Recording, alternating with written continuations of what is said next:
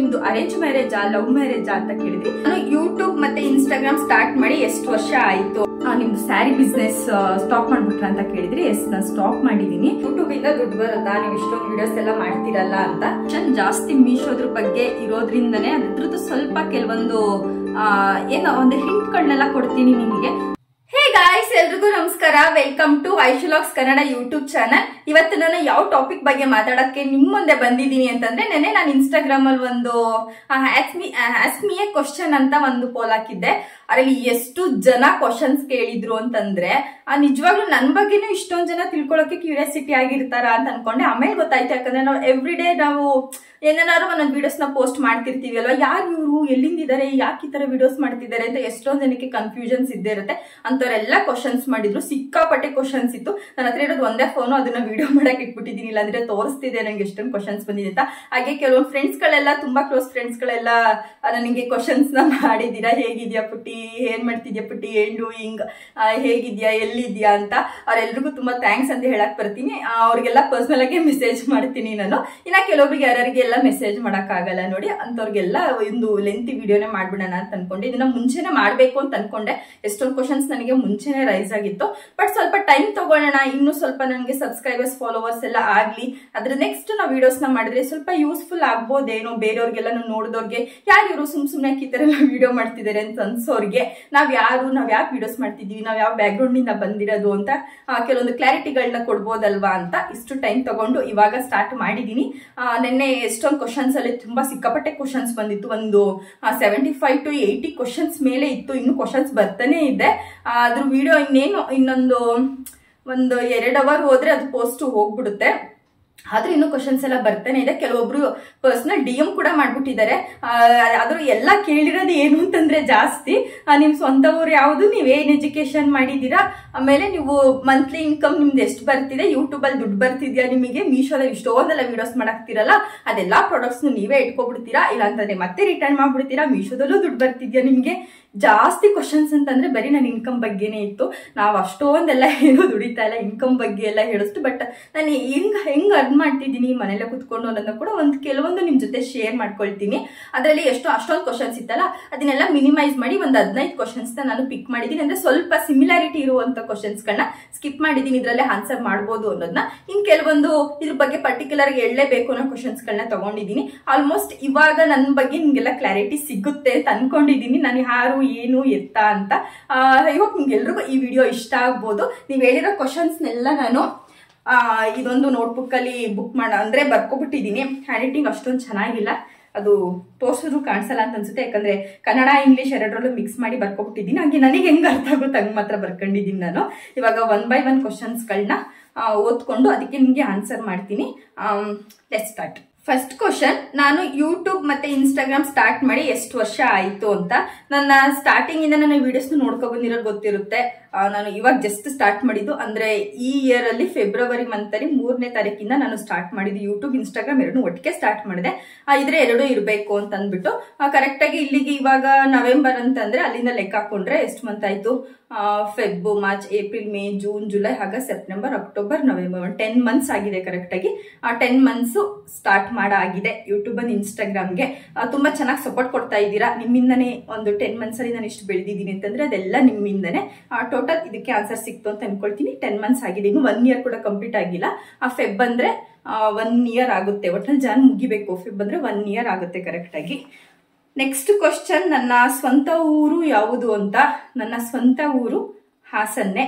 ನಮ್ಮ ಅಪ್ಪ ಸ್ವಂತ ಊರು ಹಾಸನ್ನೆ, ನಮ್ಮ ಅಮ್ಮಂದು ಸ್ವಂತ ಊರು ಹಾಸನ್ನೆ. ಹಾಸನಲ್ಲಿ ಬೇರೆ ಬೇರೆ ಊರುಗಳಿರುತ್ತೆ ನೋಡಿ, ವಿಲೇಜ್ಗಳು. ಆ ತರ ನಾವ್ ಯಾಕೆ ಮಂಡ್ಯದಲ್ಲಿ ಇರೋದು ಅಂತಂದ್ರೆ, ನಂದು ಕೆಲವೊಂದು ವಿಡಿಯೋಸ್ ಗಳೆಲ್ಲ ನೋಡಿರ್ತೀರಾ, ನಮ್ದು ಒಂದು ಬೇಕ್ರಿ ಇದೆ.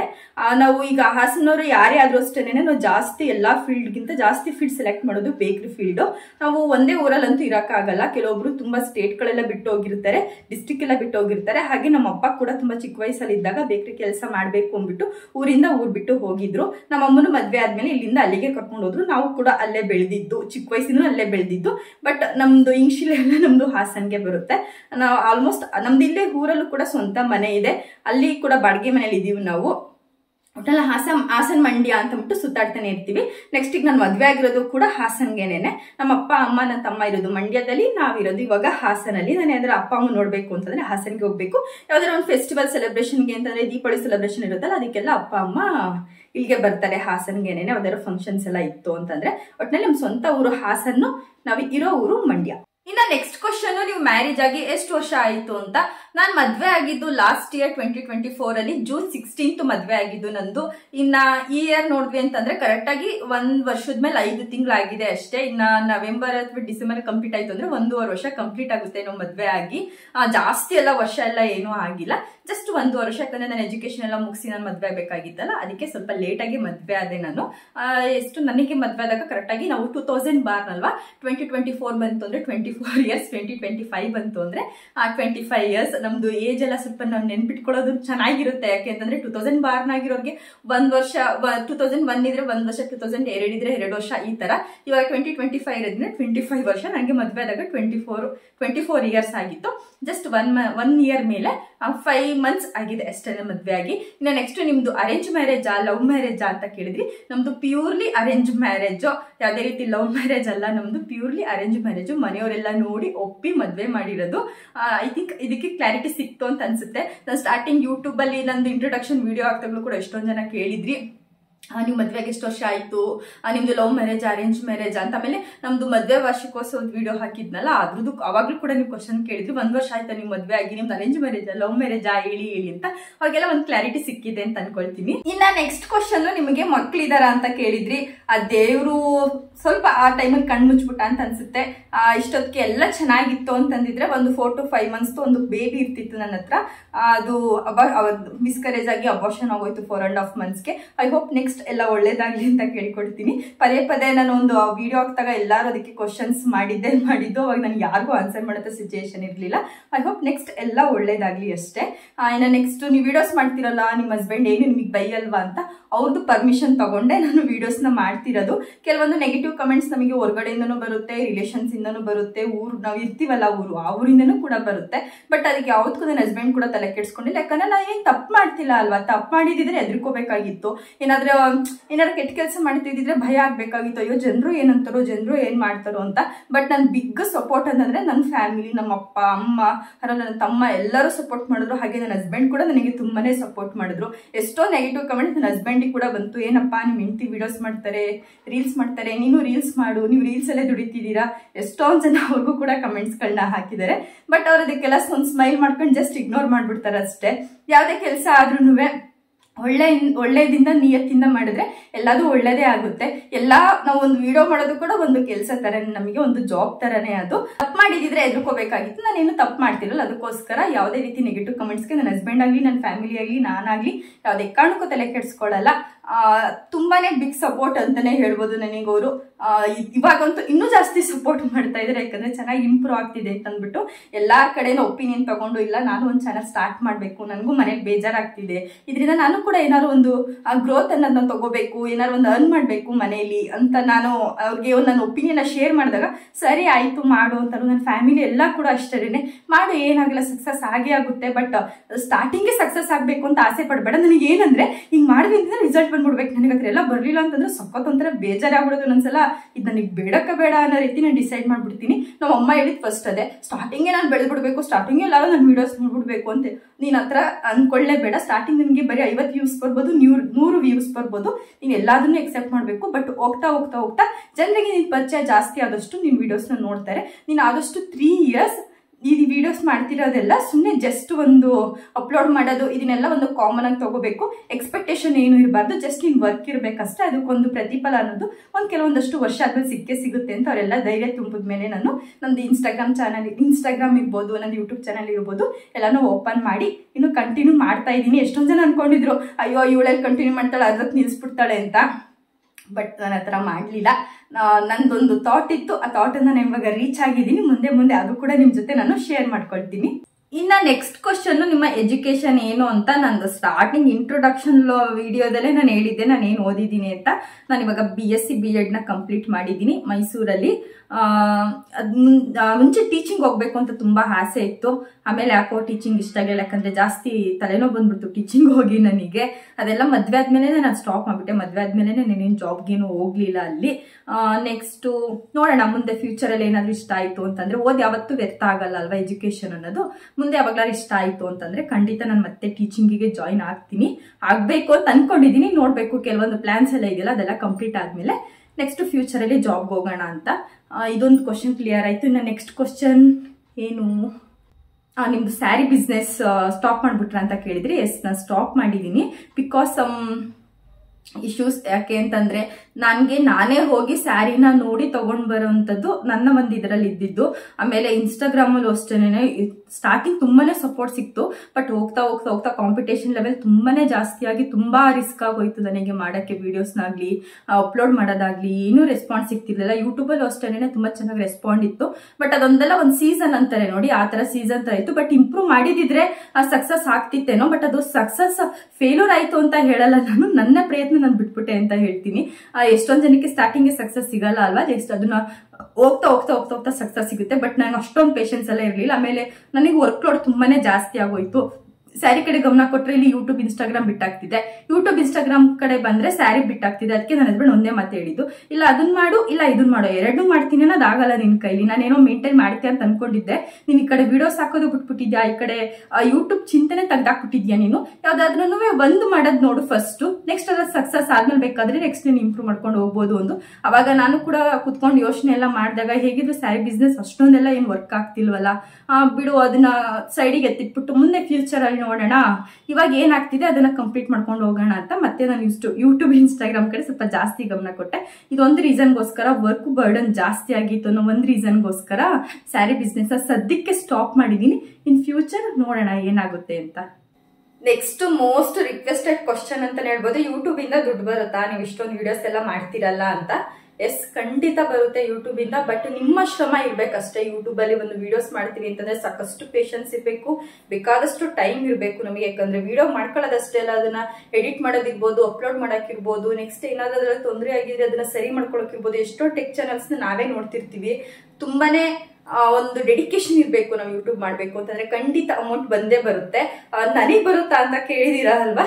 ಎಸ್, ಇವಾಗ ಜಸ್ಟ್ ಒಂದು ಮಂತ್ ಹಿಂದೆ ನಂದು ಮಾನಿಟೈಸ್ ಆಗಿದೆ ಅಕೌಂಟ್. ಅಂದ್ರೆ ಅದು ಅಕೌಂಟ್ ಮಾನಿಟೈಸ್ ಆಗ್ಬೇಕು ಅಂತಂದ್ರೆ 4000 ವಾಚ್ ಅವರ್ಸ್ 1000 ಸಬ್ಸ್ಕ್ರೈಬರ್ಸ್ ಕಂಪ್ಲೀಟ್ ಆಗ್ಬೇಕು. ನಂದು ಸ್ಯಾರಿ ಬಿಸ್ನೆಸ್ ವಿಡಿಯೋ ಬಗ್ಗೆ ಇನ್ಫಾರ್ಮೇಶನ್ ಎಲ್ಲ ಹಾಕಿದ್ನಲ್ಲ ಒಂದು ವಿಡಿಯೋದಲ್ಲಿ, ಆ ವಿಡಿಯೋ ತುಂಬಾ ಚೆನ್ನಾಗಿ ರನ್ ಆಗಿ ನಂಗೆ ಅದರಲ್ಲೇ ವಾಚ್ ಅವರ್ಸ್ ಮತ್ತೆ ಸಬ್ಸ್ಕ್ರೈಬರ್ಸ್ ಎಲ್ಲ ಅದರಲ್ಲೇ ಕಂಪ್ಲೀಟ್ ಆದ್ರು. ಇವಾಗ ಅದರಲ್ಲೇ ಡಾಲರ್ಸ್ ಕೂಡ ಕಂಪ್ಲೀಟ್ ಆಗ್ತಿದೆ. $10 ಆದ್ಮೇಲೆ ನಮ್ದು ಮಾನಿಟೈಸೇಷನ್ ಗೆ ರಿಕ್ವೆಸ್ಟ್ ಬರುತ್ತೆ, ನಾವು ಮಾನಿಟೈಸೇಷನ್ ಅಪ್ಲೈ ಮಾಡಬೇಕು. ಕಂಪ್ಲೀಟ್ ಆಗಿ ನಂದು ಮಾನಿಟೈಸೇಷನ್ ಆಗಿದೆ. ಇವಾಗ ಡಾಲರ್ಸ್ ಎಲ್ಲ ಕೌಂಟ್ ಆಗ್ತಿದೆ. ಇನ್ನೇ ನನಗೆ ಅಕೌಂಟ್ಗೆ ಅಮೌಂಟ್ ರಿಸೀವ್ ಆಗ್ಬೇಕಷ್ಟೇ. ಇನ್ನು ರಿಸೀವ್ ಆಗುವಷ್ಟು ಡಾಲರ್ಸ್ ಇನ್ನು ಕೌಂಟ್ ಆಗಿಲ್ಲ. ಇನ್ನು ಇವಾಗ ಅಲ್ವಾ, ಜಸ್ಟ್ ಒಂದು ಮಂತ್ ಇಂದ ಅಲ್ವಾ ನಂದು ವಿಡಿಯೋಸ್ ಎಲ್ಲ ರನ್ ಆಗ್ತಿರೋದು. ನೋಡ್ಬೇಕು ಯಾವಾಗ ಡಾಲರ್ ಎಲ್ಲ ಕಂಪ್ಲೀಟ್ ಆಗಿ ನನ್ನ ಅಕೌಂಟ್ಗೆ ಕ್ರೆಡಿಟ್ ಆಗುತ್ತೆ. ಆ ವಿಷಯ ಕೂಡ ನಾನು ನಿಮ್ ಜೊತೆ ಶೇರ್ ಮಾಡ್ಕೊಳ್ತೀನಿ. ನಾನು ಕೂಡ ಎಕ್ಸೈಟ್ ಆಗಿದ್ದೀನಿ, ಬೇಗ ನನ್ನ ಡಾಲರ್ಸ್ ಎಲ್ಲ ಕಂಪ್ಲೀಟ್ ಆಗ್ಲಿ ಅಂತ. ಮಾನಿಟೈಸ್ ಆಗೋದು ತುಂಬಾ ಕಷ್ಟ ಇದೆ. 1 year ಒಳಗಡೆ ನಾವು ಮಾನಿಟೈಸ್ ಮಾಡ್ಕೋಬೇಕಿಲ್ಲ ಅಂತಂದ್ರೆ ವಾಚ್ ಅವರ್ಸ್ ಕಮ್ಮಿ ಆಗ್ತಾ ಬರುತ್ತೆ ನಮ್ದು. ನಾನು ಒಂದು 10 months ಒಂದು 4 months 10 months ಒಂದು 1 year ಒಳಗಡೆ ಮಾಡ್ಕೋಬೇಕು ಅಂತ ಅನ್ಕೊಂಡೆ. ಬಟ್ ಹೋಗ್ತಾ ಹೋಗ್ತಾ ಗೊತ್ತಾಯ್ತು ಅದು ಅಷ್ಟೊಂದು ಈಸಿ ಅಲ್ಲ. ನಾವು ಅಷ್ಟೊಂದು ವಿಡಿಯೋ ಮಾಡಿ ಆಗ್ತಷ್ಟು ಅದು ಈಸಿ ಅಲ್ಲ ವಿಡಿಯೋಸ್ ಎಲ್ಲ ರನ್ ಆಗೋದು ಅಂತ ಗೊತ್ತಾಯ್ತು. ಬಟ್ ದೇವ್ರು ದಯೆಯಿಂದ ನಂದು 7 monthಗೆ ನಂದು ಮಾನಿಟೈಸೇಷನ್ ಆಯ್ತು. ಬಟ್ 7 month ಆದ್ಮೇಲೆ $10 ಕಂಪ್ಲೀಟ್ ಆಗ್ಬೇಕಲ್ಲ, ಆ $10 ಕಂಪ್ಲೀಟ್ ಆದ್ಮೇಲೆ ಮಾನಿಟೈಸೇಷನ್ ಆಗೋದು. ಅದಕ್ಕೆ ಒಂದು 8 months 8.5 months ತಗೊಳ್ತು.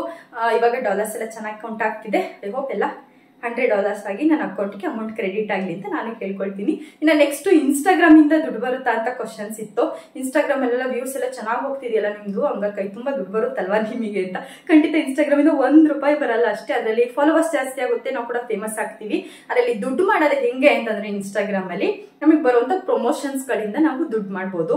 ನಿಮ್ಗೆ ನಾನು ಯಾವ್ದೇ ಪ್ರಮೋಷನ್ ಮಾಡ್ತೀನಿ, ಯಾವ್ದೇ ಇದ್ ಮಾಡ್ತೀನಿ ಅಂತ ನಿಮ್ಗೆ ಅಷ್ಟು ಐಡಿಯಾಸ್ ಇರಲ್ಲ. ಬಟ್ ನಮಗೆ ಗೊತ್ತಿರುತ್ತೆ ನಾವು ಯಾವ್ದೇ ಪ್ರಮೋಷನ್ ಮಾಡ್ತೀವಿ ಅಂತ.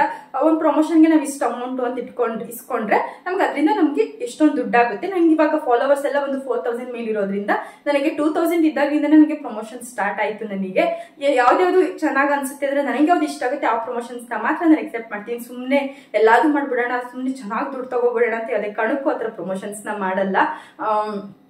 ಇತ್ತೀಚೆಗೂ ಇನ್ನು ಸ್ವಲ್ಪ ಜಾಸ್ತಿ ಪ್ರಮೋಷನ್ಸ್ ಬರ್ತಿದೆ, ನೋಡೋಣ. ಐ ಹೋಪ್ ಅದು ಎಲ್ಲ ಚೆನ್ನಾಗಿ ಆಗ್ಲಿ. ಬಟ್ ಇನ್ಸ್ಟಾಗ್ರಾಮ್ ಇಂದ ₹1 ಕೂಡ ಬರಲ್ಲ, ಚೆನ್ನಾಗಿ ವ್ಯೂಸ್ ಬರುತ್ತೆ, ಚೆನ್ನಾಗಿ ಫೇಮಸ್ ಆಗ್ಬೋದು ಅಷ್ಟೇ. ಇನ್ನ ನೆಕ್ಸ್ಟ್ ಕ್ವಶನ್, ನೀವು ಮೀಶೋದು ವಿಡಿಯೋ ಮಾಡ್ತೀರಲ್ಲ, ನಿಮ್ಗೆ ಅದರಿಂದ ದುಡ್ಡು ಬರುತ್ತಾ? ಮೀಶೋದವ್ರು ಏನಾದ್ರು ನಿಮಗೆ ದುಡ್ಡು ಕೊಡ್ತಾರಾ ಅಂತ. ಅಫ್ಕೋರ್ಸ್ ಮೀಶೋದಿಂದ ನಮಗೆ ಅಮೌಂಟ್ ಬರುತ್ತೆ, ನಾವು ಪ್ರಾಡಕ್ಟ್ಸ್ನೆಲ್ಲ ಪ್ರಮೋಟ್ ಮಾಡ್ತೀವಲ್ಲ, ಅದರಲ್ಲಿ ಇಷ್ಟಿಷ್ಟು ಕಮಿಷನ್ಸ್ ಅಂತ ನಮಗೆ ಸಿಗುತ್ತೆ. ಯಾರ್ಯಾರು ಅದಕ್ಕೆ ಜಾಯಿನ್ ಆಗಿರ್ತೀರ ಅವರಿಗೆಲ್ಲ ಒಂದು ಐಡಿಯಾ ಇರುತ್ತೆ ಮೀಶೋದಿಂದ ಎಷ್ಟು ಬರುತ್ತೆ ಏನು ಅಂತ. ಬಟ್ ಅದನ್ನೆಲ್ಲ ನಾವು ಹೇಳಕ್ ಹೋದ್ರೆ ಏನಾಗುತ್ತೆ ಅಂತಂದ್ರೆ, ಅವ್ರದ್ದು ನಾವು ಕಮ್ಯುನಿಟಿ ಗೈಡೆನ್ಸ್ಗೆ ನಾವು ಏನು ಮಾಡ್ದಂಗಾಗುತ್ತೆ ಅಂತ ಹೇಳ್ತಾರೆ. ಅವ್ರ ಕಮ್ಯುನಿಟಿ ಗೈಡೆನ್ಸ್ ನಾವು ಬ್ರೇಕ್ ಮಾಡೋ ರೀತಿ ಆಗ್ಬಿಡುತ್ತೆ ಅದು. ಅದಕ್ಕೋಸ್ಕರ ಅದ್ರ ಬಗ್ಗೆ ಯಾರು ಅಷ್ಟಾಗಿ ಹೇಳೋದಿಲ್ಲ. ನಾನು ಎಷ್ಟೊಂದ್ಸಲ ನಿಮ್ಗೆ ಶೇರ್ ಮಾಡ್ಕೋಬೇಕು ಅಂತ ಅನ್ಕೊಳ್ತಿರ್ತೀನಿ. ಬಟ್ ಆಲ್ಮೋಸ್ಟ್ ನಮ್ ಕನ್ನಡದವರು ಆತರ ವಿಡಿಯೋಸ್ನೆಲ್ಲ ಮಾಡಿದಾಗ ಅವ್ರ ವಿಡಿಯೋ ಬ್ಲಾಕ್ ಆಗೋ ಚಾನ್ಸಸ್ ಇರುತ್ತೆ, ಮತ್ತೆ ಯೂಟ್ಯೂಬರ್ ಡಿಲೀಟ್ ಮಾಡುವಂತ ಚಾನ್ಸಸ್ ಇರುತ್ತೆ. ಅದಕ್ಕೋಸ್ಕರ ನಮ್ ಕನ್ನಡದವ್ರು ಯಾರು ಎದ್ರುಕೊಂಡು ಮೀಶೋ ಬಗ್ಗೆ ವಿಡಿಯೋ ಮಾಡ್ತಿಲ್ಲ. ಬಟ್ ಹಿಂದಿಲೆಲ್ಲ ಅದ್ರ ಬಗ್ಗೆ ವಿಡಿಯೋಸ್ ಎಲ್ಲ ಇದೆ, ನೀವು ಹಿಂದಿಲೆಲ್ಲ ಹೋಗಿ ಸರ್ಚ್ ಮಾಡಿದ್ರಿ ಅಂತಂದ್ರೆ ತುಂಬಾ ಚೆನ್ನಾಗಿ ಅದರಲ್ಲೂ ಕೂಡ ಹೇಳಿದ್ದಾರೆ. ಹಿಂದಿ ಯಾರಿಗೆ ಅರ್ಥ ಆಗುತ್ತೆ ಅವರಿಗೆಲ್ಲ ಪರ್ಫೆಕ್ಟ್ ಆಗಿ ಅರ್ಥ ಆಗುತ್ತೆ. ಮೀಶೋ ಇಂದ ನೀವು ಎಷ್ಟೊಂದು ದುಡ್ಡು ಬೇಕಾದ್ರೂ ದುಡಿಬಹುದು. ಸ್ಟಾರ್ಟಿಂಗ್ ನಿಮಗೆ ಕಮ್ಮಿ ಅಮೌಂಟ್ ಅಂತ ಅನ್ಸ್ಬೋದು, ಬಟ್ ಹೋಗ್ತಾ ಹೋಗ್ತಾ ಹೋಗ್ತಾ ಹೋಗ್ತಾ ನಿಮಗೆ ಎಷ್ಟು ಬೇಕೋ ಅಷ್ಟು ಅಮೌಂಟ್ ಮೀಶೋ ಇಂದಾನೆ ಸಿಗುತ್ತೆ. ಅದು ಯಾವ ತರ ಅಂತಂದ್ರೆ, ನೀವು ಒಂದು ಪ್ರಾಡಕ್ಟ್ ನ ಪ್ರಮೋಟ್ ಮಾಡ್ತೀರಲ್ವಾ, ಅಲ್ಲಿ ಲಿಂಕ್ ಬೇಕು ಅಂದ್ರೆ ಫಾಲೋ ಮಾಡ್ಕೊಂಡು ಲಿಂಕ್ ಅಂತ ಕಮೆಂಟ್ ಮಾಡಿ ಅಂತ ಹೇಳ್ತೀವಿ ನೋಡಿ. ಲಿಂಕ್ ಅಂತ ಕಮೆಂಟ್ ಮಾಡಿದಾಗ ನಿಮ್ಗೆ ಲಿಂಕ್ ಜನರೇಟ್ ಆಗಿರೋದ್ರಿಂದ ದುಡ್ಡು ಬರಲ್ಲ.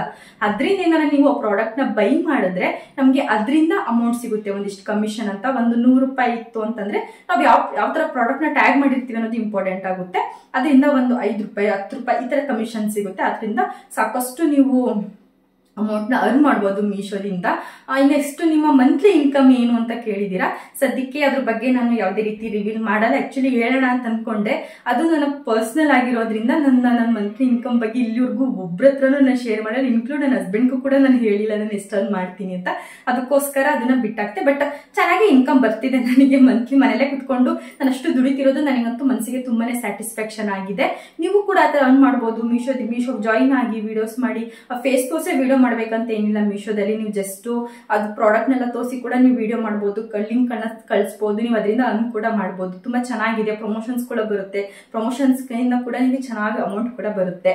ಆಲ್ಮೋಸ್ಟ್ ನೀವು ಮನೇಲೆ ಕುತ್ಕೊಂಡು ನಿಮಗೆ ಬೇಕಾದಷ್ಟು ಅಮೌಂಟ್ ನ ನೀವು ಅರ್ನ್ ಮಾಡ್ಕೋಬಹುದು. ಇನ್ನ ನೆಕ್ಸ್ಟ್ ಕ್ವಶನ್, ಪ್ರಮೋಷನ್ಗೆ ಎಷ್ಟು ಚಾರ್ಜ್ ಮಾಡ್ತೀರಾ ಅಂತ.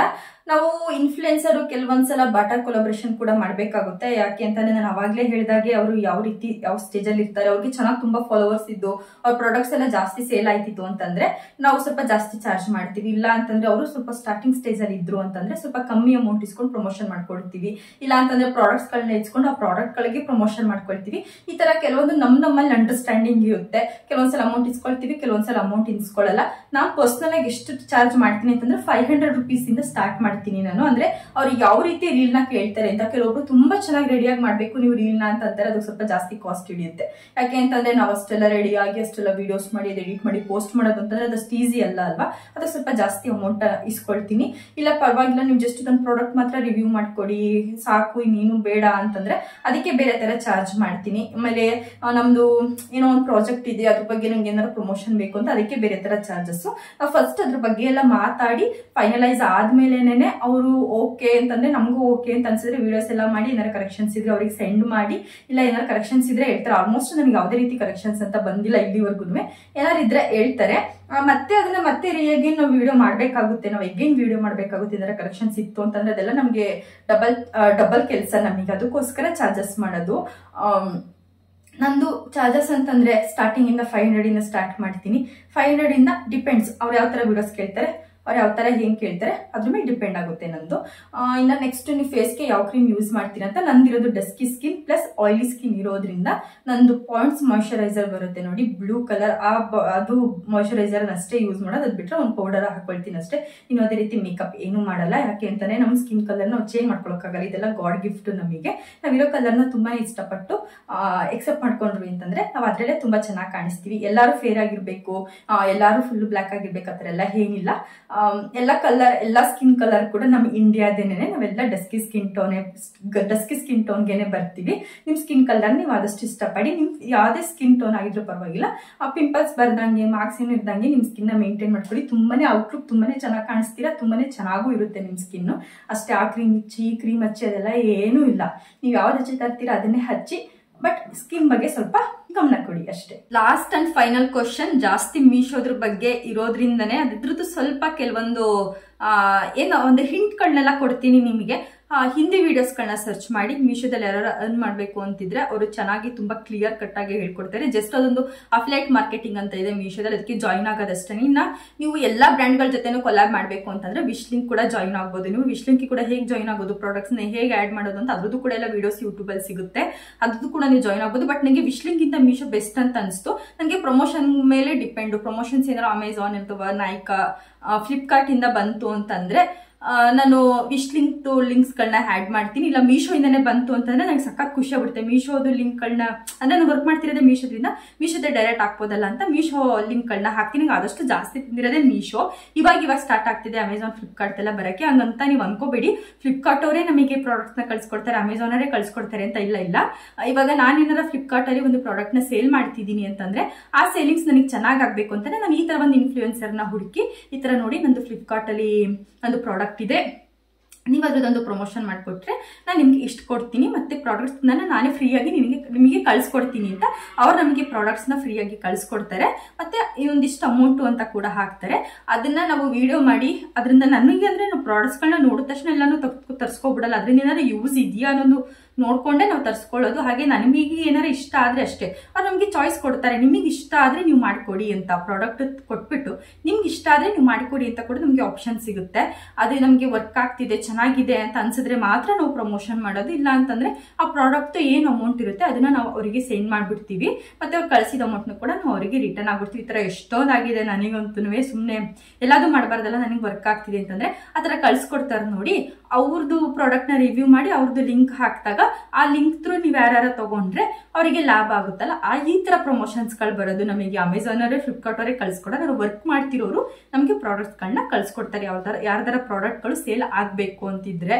ನೆಕ್ಸ್ಟ್ ನೀವು ತರ್ಸ್ಕೊಳ್ತಿರಲ್ಲ ಪ್ರಾಡಕ್ಟ್ಸ್ ಗಳು, ನಮ್ ಬೇರೆ ಬೇರೆ ವಿಡಿಯೋಸ್ ಎಲ್ಲ ಮಾಡ್ತೀವಿ ನೋಡಿ, ಅದೆಲ್ಲಾ ಪ್ರಾಡಕ್ಟ್ಸ್ ಗಳನ್ನ ನಾನೇ ತರ್ಸ್ಕೊಳ್ಳೋದು, ನನ್ನ ಅಮೌಂಟ್ ಇಂದನೇ ನಾನೇ ತರ್ಸ್ಕೊಳ್ಳೋದು. ಒಂದು 5,000ಕ್ಕೆ ಎಷ್ಟು ಪ್ರಾಡಕ್ಟ್ ಆಗುತ್ತೆ ಅಷ್ಟೆಲ್ಲ ಬುಕ್ ಮಾಡಿರ್ತೀನಿ, ಅದನ್ನೆಲ್ಲ ವಿಡಿಯೋ ಮಾಡಿ ನಮ್ಗೆ ಯಾವ್ದಾರ ಪರ್ಸನಲ್ ಇಷ್ಟ ಆದ್ರೆ ಮಾತ್ರ ಇಟ್ಕೊಳ್ತೀನಿ, ಇನ್ನೆಲ್ಲದೂ ನಾನು ರಿಟರ್ನ್ ಹಾಕ್ಬೋದು. ನಾವು ಅಫಿಲಿಯೇಟ್ ಮಾರ್ಕೆಟಿಂಗ್ ಗೆ ಜಾಯಿನ್ ಆದ್ವಿ ಅಂತಂದ್ರೆ ನಮಗೆ ಅನ್ಲಿಮಿಟೆಡ್ ರಿಟರ್ನ್ಸ್ ಇರುತ್ತೆ. ನೀವು ಎಷ್ಟಾದ್ರು ಪ್ರಾಡಕ್ಟ್ಸ್ ಗಳನ್ನ ರಿಟರ್ನ್ ಕಳಿಸಬಹುದು, ಯಾವುದೇ ರೀತಿ ನಿಮಗೆ ಚಾರ್ಜಸ್ ಆಗ್ಲಿ ಎಫೆಕ್ಟ್ ಆಗ್ಲಿ ಏನೂ ಆಗಲ್ಲ. ನೀವೇನಾದ್ರು ಅಫಿಲಿಯೇಟ್ ಮಾರ್ಕೆಟಿಂಗ್ ಜಾಯಿನ್ ಆಗಿಲ್ಲ ಅಂತಂದ್ರೆ ನಿಮಗೆ ಇಷ್ಟು ಲಿಮಿಟೆಡ್ ರಿಟರ್ನ್ಸ್ ಇರುತ್ತಲ್ಲ ಅದೆಲ್ಲ ಎಫೆಕ್ಟ್ ಆಗ್ಬಿಡುತ್ತೆ. ನೀವು ಅಫಿಲಿಯೇಟ್ ಮಾರ್ಕೆಟಿಂಗ್ ಜಾಯಿನ್ ಇದ್ರೆ ಅನ್ಲಿಮಿಟೆಡ್ ರಿಟರ್ನ್ಸ್ ಇರುತ್ತೆ. ನಾನು ಯಾವುದೇ ತರ ಪ್ರಾಡಕ್ಟ್ಸ್ ಗಳನ್ನ ಇಟ್ಕೊಳ್ಳಲ್ಲ, ತೋರಿಸ್ಬಿಟ್ಟು ರಿಟರ್ನ್ ಕಳಿಸ್ತೀನಿ. ಎಷ್ಟೊಂದು ಪ್ರಾಡಕ್ಟ್ ಗಳು ಚೆನ್ನಾಗಿ ಕೂಡ ಬರಲ್ಲ, ಅದನ್ನು ಕೂಡ ಜಸ್ಟ್ ನೋಡ್ಬಿಟ್ಟು ರಿಟರ್ನ್ ಕಳಿಸ್ತೀನಿ. ಅದು ಯಾವುದೇ ರೀತಿ ವಿಡಿಯೋಗಳನ್ನ ಮಾಡಲ್ಲ ನಾನು. ಐ ಹೋಪ್ ಇಷ್ಟು ಇನ್ಫಾರ್ಮೇಶನ್ ಮೀಶೋದ್ರ ಬಗ್ಗೆ ನಿಮಗೆ ತಿಳಿಸ್ಕೊಟ್ಟಿದ್ದೀನಿ. ಮನೇಲೆ ಕುತ್ಕೊಂಡು ಅರ್ನ್ ಮಾಡ್ಬೋದು, ನಾನು ದುಡಿಬೇಕು ಅನ್ನೋರಿಗೆ ಇದೆಲ್ಲ ಒಂದು ಬೆಸ್ಟ್ ಪ್ಲಾಟ್ಫಾರ್ಮ್ ವಿಶ್ ಲಿಂಕ್ ಮತ್ತೆ ಮೀಶೋ.